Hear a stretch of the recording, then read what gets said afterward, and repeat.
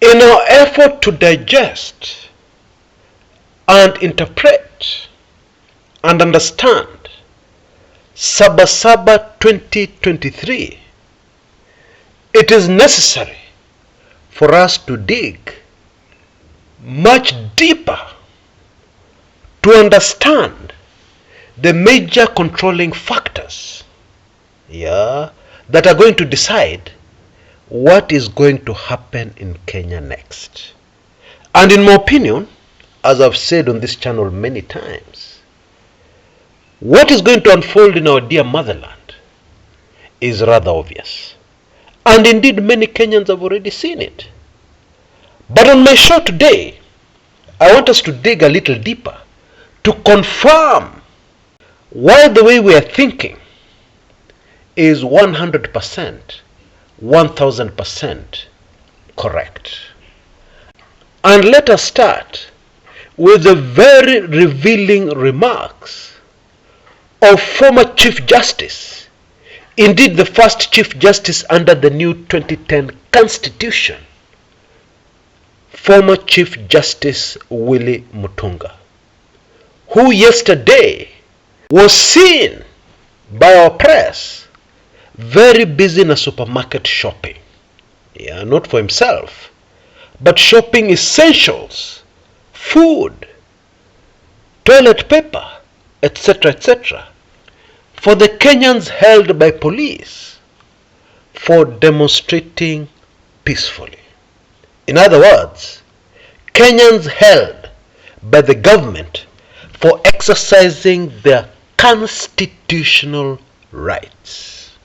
I get totally amazed when some naive Kenyans, after such a statement, start saying, "Oh, this man is sympathetic towards Azimio." They fail to see that the laws apply to everybody, not just people in one political inclination or persuasion. And we have seen this many times before in history. What is affecting those people on the other side of the political divide and you're very happy about, kesho itakuramba, rafiki yangu. That's how it goes. Anyway, what the former Chief Justice said, he said it so casually and obviously was in deep thought, so it was easy to miss these remarks. Let me quote him verbatim.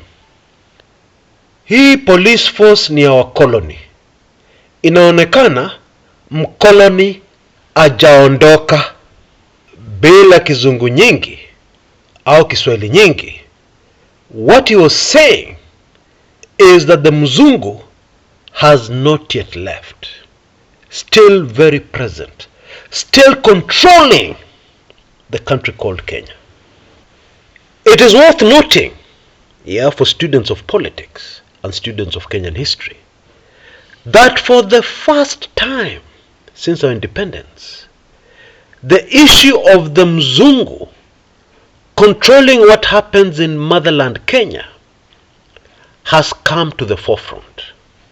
And indeed, I know those who have gone before us will be turning in their graves in shock at the prospect that the ordinary Kenyan, deep in Madare slums, deep in the rural area, can be clearly heard saying, the Mzungus are supporting this government.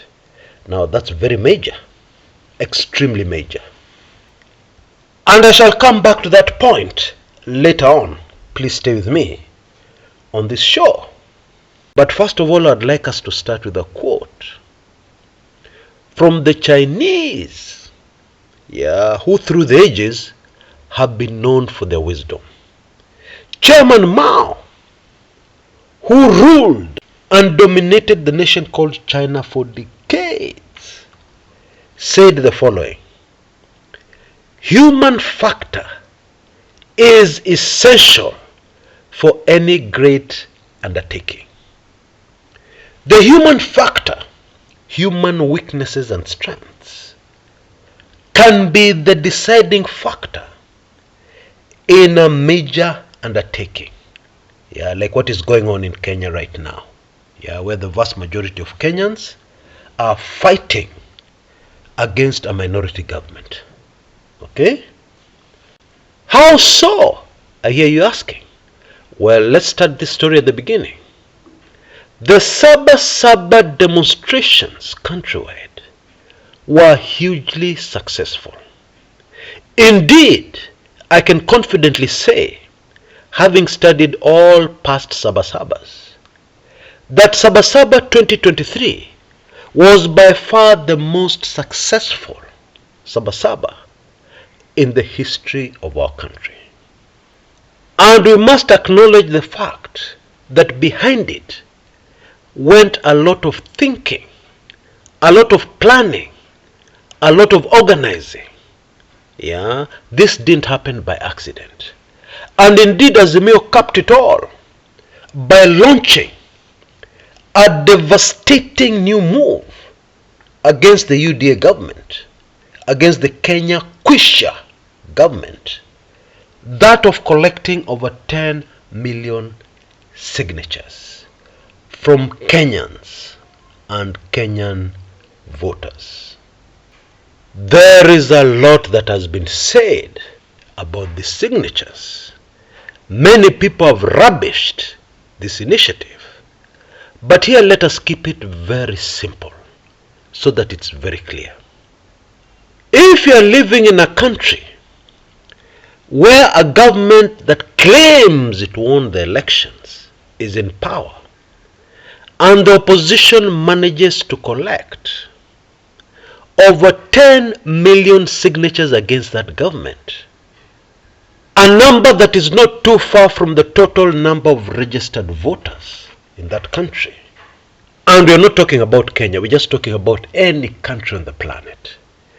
If the opposition managed to pull off such a move, would that have any political impact, or would it have zero political impact?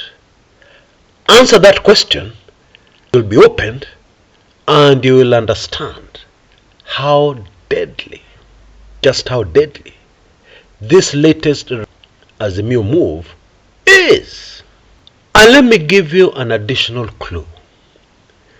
In conflict resolution, anybody going anywhere to solve a problem will first of all want to know, this is very essential, this side of the warring camps, how many people are supporting it on the ground? And then this other side, how many people are supporting it on the ground? And those numbers are essential for this person who is bang in the middle of this conflict resolution. Those numbers are critical in sorting out the mess, in coming to some sort of negotiated agreement. Numbers are critical, and it should be obvious, because you want a long-lasting solution. So if you decide something that will annoy the majority of the people on the ground, that ceasefire, that agreement, that resolution to this conflict that you have come up with will not last. That should be obvious. Let's just leave that 10 million signatures manenos there. Yeah, let me not say anything more. Just chew and digest those two key pillars I've introduced. Bottom line about Saba Saba 2023, the vast majority of Kenyans can no longer be ignored. For those who are ignoring them, in my opinion, and in the opinion of many, the people of Kenya won. And they won very big. But on the other side of this conflict in motherland Kenya, between a government and its own people, is the human factor. In the very smart leader, behind UDA and behind the Kenya Kwanza coalition that forms this government, a man called William Samoei Arap Ruto. And in my humble opinion, the reason why the end of the Ruto regime is so predictable, is so close, lies in Ruto's greatest strength, that got him into State House. Okay? Single-handedly, he defeated the entire system under sitting presidency to run away with the victory in the presidential elections. And what makes his achievement even more mind-boggling is the fact that my recent calculations, based on the election results after the first round of rigging and the election results after the second round of rigging, the figures show that in reality, Ruto on the ground had less than 20% of the total people who cast their votes supporting him. Now just digest that. 80% were on the other side. In reality, Ruto had 20%. But it is Ruto who sits inside State House today as we speak. Just digest that and quickly realize that this was a mind-blowing achievement. The man is smart. But in that smartness is his biggest weakness, which is going to bring him down, which is already bringing him down very fast. Let me explain. And let me give an example that is very close to my heart. My late political lecturer. You know, during his time, it was very rare for Africans to go to school. And he went to school late because his parents favored his older brother, who was taken to school early, bought uniform, rushed to school, while my dad remained behind looking after the cows and the goats and the sheep. But he was so determined to go to school, where he proved to be so smart that he jumped classes and cleared his national exams like they were a mere formality, effortlessly. And his smartness was confirmed. This quick success, rapidly following each other, up to the point where some Wazungus came to look for him and begged him to join the police force at inspector level instead of constable like the rest of the people. And in his own words, started him on a salary that guaranteed he would be able to look after his impoverished family, his parents and his siblings who were not doing well. This very quick success, rapid successes in quick succession, one after the other, also ended up being his great weakness, because he reached that point where he believed he was too smart to learn anything new. And I realized this major weakness, which ended up costing him his life, by the way. He would still be alive today, was it not for this weakness. Yeah, I realized it in 1999 when something very major politically happened in Kenya, and our analysis was as different as darkness and light. Yeah, the way we analyzed it was very different from how I looked at it.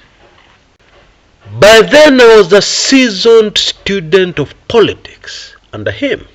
So what happened in 1999? The year that international donors froze aid to Kenya, and President Daniel Toroitich arap Moi was under intense pressure, to keep his government afloat, especially financially. Moi did a genius appointment. He appointed Richard Leakey as the Chief Secretary and head of the civil service. The donor community were pleased. My analysis of this is that KANU had just postponed its downfall. But it was coming for sure. My political lecturer did not agree. He tore my analysis to shreds. How many European countries have you traveled to, my son? I've worked with Mzungus for decades. You don't know anything about Mzungus. you should not be talking. Listen to my analysis. Yours is rubbish. This appointment of a Mzungu, and by the way, Mzungus cannot be corrupted. Mzungus can never be corrupt. Yeah, listen to me, because I know them. I have visited their countries. You have not. You got your passport just the other day. You have visited 1 or 2 countries, then you think you can tell me anything. This will establish the continuity of the KANU Mama na Baba government for decades to come. KANU will rule for those 100 years Mo is telling us it will rule for. That was his analysis. By the way, my late political lecturer was also racist. He believed that the only person who could outsmart him was a Mzungu. Yeah, a person with a different color skin from him. But not an African. No way. Least of all his own student. Yours truly. Now, this analysis really puzzled me. And it was very disturbing to me at the time. Because up to that point, my political lecturer was fully supporting the opposition. Kenneth Matiba, Raila Odinga, Charles Rubia, etc., etc. He had no love lost for Moi. So all of a sudden, a Mzungu comes into the mix and everything changes. I was puzzled, but I ended up understanding a lot. And we all know how that story ended. The moral of the story and the point I want to make, overnight success can be deadly. And indeed history has shown us many times it has ended tragically for those who have had overnight success. Success that is so quick that it gets into your head, you believe that you cannot be defeated. You're too smart. You will always forever outsmart the other side. Because already you have climbed up so fast. Who else has climbed up that fast? Who can stop you? Nobody. And for students of history, there are just too many examples to prove this. Napoleon Bonaparte, Adolf Hitler, Alexander the Great, etc., etc., etc. And there's something else history tells us. When people of quick successes fall, they fall with a very loud thud. Boo! Now, yesterday I received a very interesting telephone call from one of you. And this Kenyan said that the only way to deal with these Wazungus, notice choice of words, not the way to deal with Kenya Kwanza, no. The only way to deal with these Wazungus is to have the maandamanos 24/7. There should be no break. They should continue non-stop. And then the Wazungus will know we're serious. Now, what really shocked me about that statement, that it did not mention UDA, Kenya Kwanza, or even President Ruto anywhere. It focused on the Wazungus. We know that past administrations in Kenya have been very careful to ensure that this arrangement that they have with foreigners, this arrangement that they have with Wazungus, was always chini ya maji. We never knew about it. We never heard about it. We never even guessed what was happening. But for the first time in our history, it is out there at the very top of the agenda. Now, the danger of that for any such administration in power is that we know, based on what has happened elsewhere, Iran being a good example, under the rulership of the Shah of Iran, students of history will remember how the people forced themselves into power through a religious leader called the Ayatollah Khomeini. What tends to happen is that the Mzungu drops their support. The Mzungu drops you like a hot piece of Kenyan charcoal. That is what happens usually. Dawa ya mzungu ni mwananchi. Yeah, and that's what we are seeing unfolding in Kenya. Further confirming what more and more Kenyans are predicting. Yeah, this whole saga will end. Yeah, that's a further confirmation. Very clear. And in my opinion, that is why it was a very serious strategic mistake for this foreign government to come out and support the Finance Bill 2023. That was a very, very serious strategic mistake. They should have stayed out of it, pretended that they're neutral, pretended that they had nothing to say about the issue. But when you come out as a foreign government over a very hot topic, very controversial topic in local politics, hey, it is like jumping into a pit full of poisonous snakes. Politically, it's too dangerous. You don't do that. Akwendangi hivyo. But that's what happened. This further solidified the feeling and the popular opinion amongst Kenyans about mzungus, which returns us back to the remarks of retired Chief Justice William Tonga. Police force ni wakoloni. Inaonekana mkoloni ajaondoka. Before I go, please take full advantage of the last few hours of our amazing offer of only $4.99 for a full year subscription to my weekly intelligence briefings. Even existing members can renew their membership to my WIB going forward, even if it hasn't expired. Even if it is expiring next year, you can have the opportunity to extend it for a further year. And also for the same $4.99, you can also get hold of my sets of videos on how to prosper in a dead economy.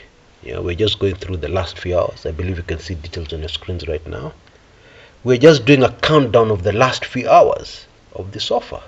So please rush and ensure that you're not left out. Police force ni ya wakoloni, na inaonekana wakoloni wajaondoka. Until next time, this is Chris Kumekucha.